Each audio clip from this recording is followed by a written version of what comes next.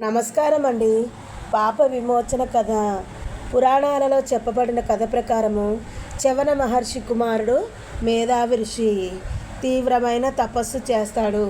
అతని తపస్సు ప్రభావంతో దేవలోకమంతా కూడా కలవరపడుతుంది. అతని తపస్సు భంగపరచడానికి దేవేంద్రుడు అప్సరస మంజుకోశను పంపిస్తాడు. ఆమె సౌందర్యానికి ముగ్ధుడవుతాడు మేధావి ఋషి.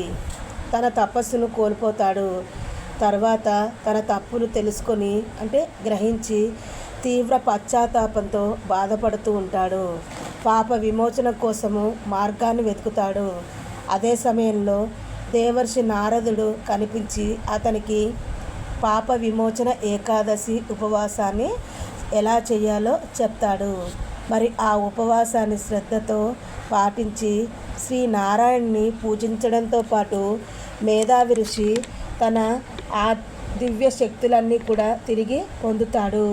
అలాగే తన పాపాల నుండి కూడా బయటపడతాడు, విముక్తి అవుతాడు. కాబట్టి ఈ కథ విన్నవారికి మనకి సకల సంపదలన్నీ కూడా చేకూరుతాయి.